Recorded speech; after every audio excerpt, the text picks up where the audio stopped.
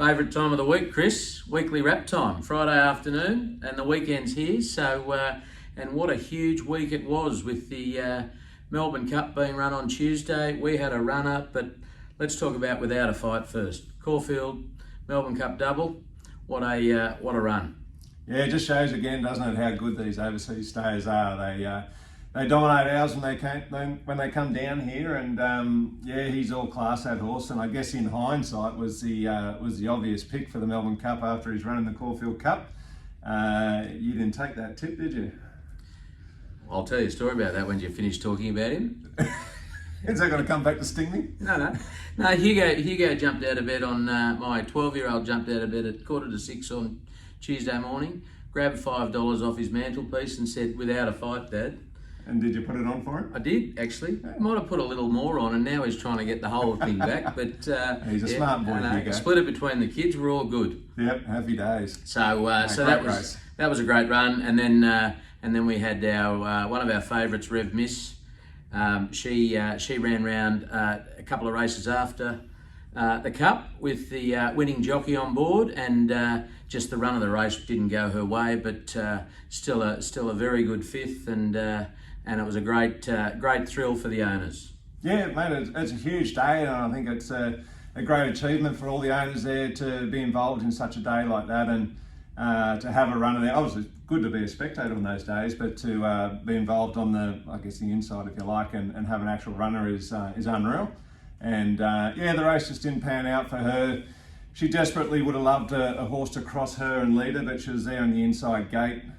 Normally a benefit, but no one wanted to cross her. They went as slow as they possibly could, but it didn't pan out for her the way the race was run. But I thought it was a credible run, and she did a good job. Yeah, no, looking forward to seeing her step out again in a couple of weeks, and but it was a great thrill. So tomorrow, last day of the Melbourne Cup Carnival at Flemington, and for the first time, Rangers is running the straight, the famous Flemington straight in the Welcome Stakes. So he's jumping from barrier one. He's got Karen on board. Got to be right in it. Yeah, he does. He's always right in it, this horse. Ron is the most consistent horse going around. He always puts in his best, and that's why we love him so much. He's, as you say, barrier one, Karen McAvoy on board. Had a really good, solid third first up at Moonee Valley. I see him repeating a similar run here, just in behind the leaders, and hopefully he'll peel out, get the break when he wants it, and show him a clean pair of heels and put him away. Yeah, absolutely. So good luck to all of those owners. It'll be another thrill for them as well. And then we've got Miss Hellfire. She's running at Rose Hill in the Tab Handicap. She's resuming. She had a false start last week, scratched from there, but she's also got barrier one, and she's got Jet Stanley claiming a couple. So she'll give it a red hot crack too. She will. She had an awesome preparation last time through, really consistent as well. Included a great win there at Rose Hill. Jet Stanley, claiming 2 kilos. I think should get the run of the race from barrier one. And it's going to be a very even race, I think, but she's going to be right in it up to her ears first up. So really excited to see her back at the track this prep. Yep, no, for sure. So Cadal Tuesday, he's at Gosford. We've accepted at Gosford barrier one, Jet Stanley on board, but also nom for Rose Hill on Wednesday. So be good to see him step out. He's coming back, and he showed some great form last prep. Yeah, he's such a lovely looking horse, this one. It's a great horse. He's trialled up beautifully with the 2 trials leading into this first up assignment.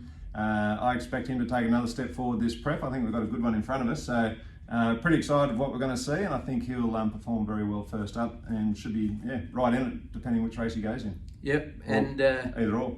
The other 3-year-old, he's still an Entire. Zoo Prince, the big fella, he's nommed for 2 on Wednesday at Rose Hill, 1 against Cadal, and hopefully 1 without Cadal.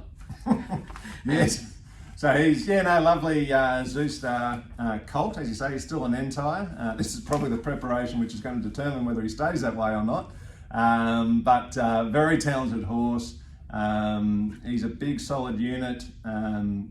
But yeah, I think we're going to learn a lot this preparation, and as I say, it'll determine whether he gets the unkindest cut of all at the end of this preparation. But fingers crossed, not required, and he can really go on with things this preparation. And had a great first up prep, one there at Warwick Farm, and then coming back now, he's trialled twice leading into this, and I expect him to go very well as well. No, it'll be good to see them all run around this coming week. So that's it for our runners. And I'm a bit embarrassed. You'll see the thing spinning in a sec saying red hot tip time. And if you look at last week, 1 from 6. But I'll tell you what I've been looking forward to all week, Chris. What's that? Can you tell me the name of the horse that the tip that you won on last week? Oh yeah, did you notice that Darren Flindell called it incorrectly in the run as well? Oh, Bambura Mai is how it's officially pronounced. Once is enough, but the good old Japanese horse, Josh Parr, did the job for us there, sneaking up on the inside, finishing off very, very strongly, and mighty impressive performance. Great run, and you gave our owners some value, $7.50, so about time. That's what I do. There was a lot of complaints about all the shorties, so we found a bit of value. Yeah, and I added none, so I'm sorry about that. But so this week, I might go this week. Okay. So I've got a couple down at Flemington. Race 5, the Matriarch Stakes. Number 4, Steinem. That's unfortunate. So I've already picked the winner in that race, and it's a different one. I might just quickly jump in whilst we're on that race and say I've gone another tricky to pronounce one, Pearl of Alsace, I'm going to call it, for each way. Well, do you know what it's paying? Nope. Yeah, no, well, let's run with each way for both of them, and I'll leave it up to you guys to see who you trust, or none of us. Next one at Flemington in the Champions Stakes. Had a win on her 2 weeks ago, and I've gone with her again, number 11, Prowess. She seems to be in good form. We're going head to head again. We probably should have a conversation before this. Well, no, all good. No, it's good. It's giving people options. I'm going with West Wind Blows. Favourite. Well, no value, favourite. If it's going to win, it's going to win. If you want each way value, Prowess. If you want nothing, go for Chris's. What else have you got? Hopefully you're not going in the 5 Diamonds. No, I'm not. No, Okay, I've good. left you to that. Good. Race 8 at Rose Hill, the 5 Diamonds. I'm going with another one from a couple of weeks ago that I had a win on, number 12, Unspoken. So trained by the Snowdens, seems to be in good form, but there's a wide open race, so probably all of those each way. I've never said that before in my life. I've only got one more to add, and that's in the champion sprint down there at Flemington, the straight 6 there. I think Imperatriz is obviously the obvious one, but I'm going for, what's her name? In Secret, I forgot her name there for a second. In Secret, to cause a mini upset there over Imperatriz. She is so damn good over the straight 6 there, and I expect her hopefully to do the same again.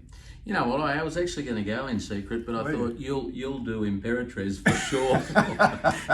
So anyway, In Secret, I like that one. So anyway, guys, that's it for the good luck tomorrow, and have a great weekend, and we'll talk to you next week. Enjoy the racing.